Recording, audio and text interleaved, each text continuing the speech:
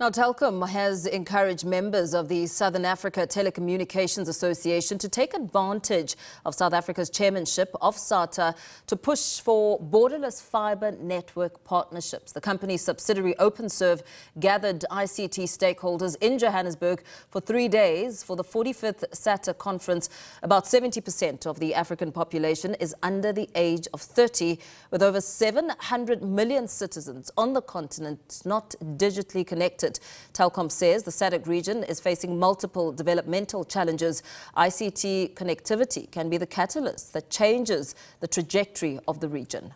There is no one entity that can close this digital divide alone. Partnerships are essential, and we do engage quite a lot with a lot of entities, both from government, small business, as well as other institutions that are trying to close this digital divide. What's coming out quite strongly in today's conversations with one of the panel discussions we had is that one thing that we must focus on is seeing if we can build some kind of regulatory frameworks at a regional SADC level. This will really allow agility and flexibility for us to be able to not only share resources, but also be able to close this digital divide quickly.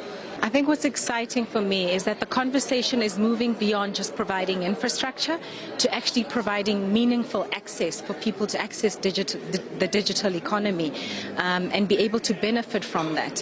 And what's exciting about Telkom taking over the chairmanship for 2025 and 2026 is that we can move this conversation further, focusing on usage and allowing people to really participate meaningfully and making an impact, plus participating in the digital economy. So yes, I'm looking forward to that.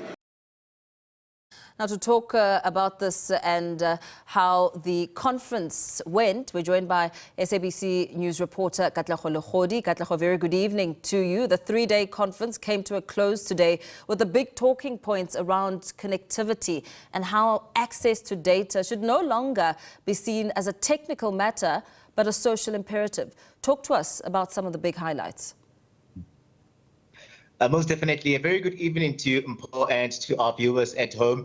Today, of course, marking the last day of this 3-day conference, a very important conference when you look at issues of infrastructure, but also the synergy and issues of development on the SADC region. So we see various of those role players in the ICT sector gathering in Johannesburg from as far as Botswana. We had Zimbabwe and some of them from Namibia as well, just coming through to share ideas in terms of how then we can transform the ICT sector. All in agreement, Mpho, that there's a lot that still needs to be done. Those numbers are really seeing about in millions really on the continent. As here at home, we are told that the Minister Solimalansi revealing the numbers that there are about 23 million of South Africans that are not meaningfully connected. And he was saying as well, in agreement with the role players, that this really needs to change because of the fact that it's hampering on development and the pushing really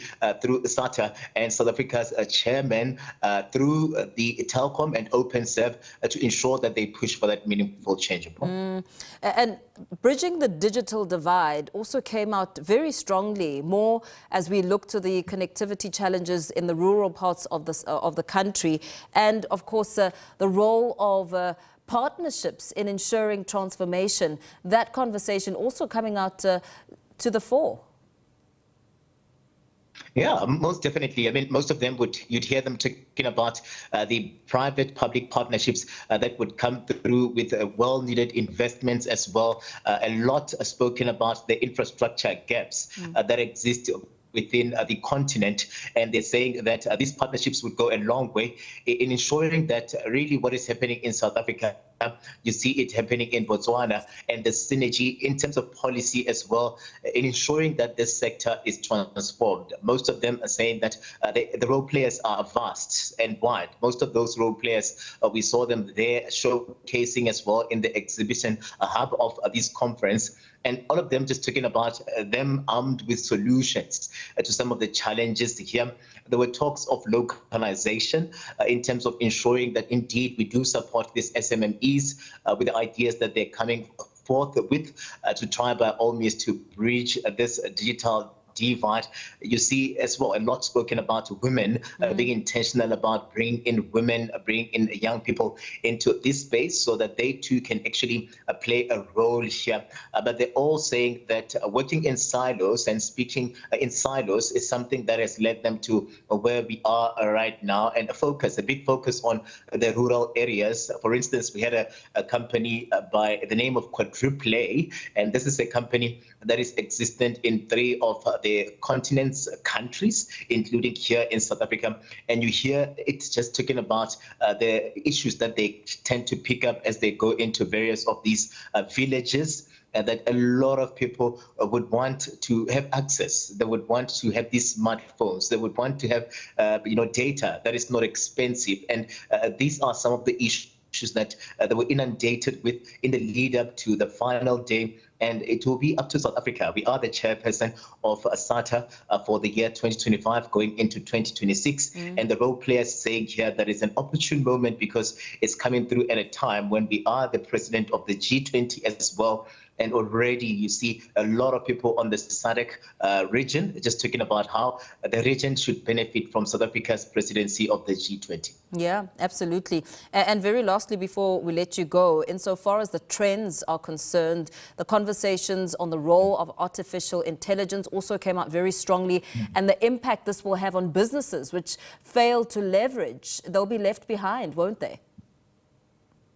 Yeah, they will be left behind because really, when you look at where we are right now, technology is advancing at a rapid rate. There are countries that are already talking about them being in the 5th industrial revolution, moving into the 6th industrial revolution. South Africa is also just working on ensuring that it too just keeps up with the momentum. We had the minister as well talking about how they are planning as a country through policy to ensure that by 2027, the country is done away with 2G. There's a move now to 3G connectivity, 4G and 5G connectivity, saying that is where the world is moving to. And we too, as South Africa, have to move with the times. And the businesses that were there, they've been challenged as well to reimagine a future of connectivity that will involve AI, because AI is here. We hear the Telkom CEO even saying that AI is a baby now.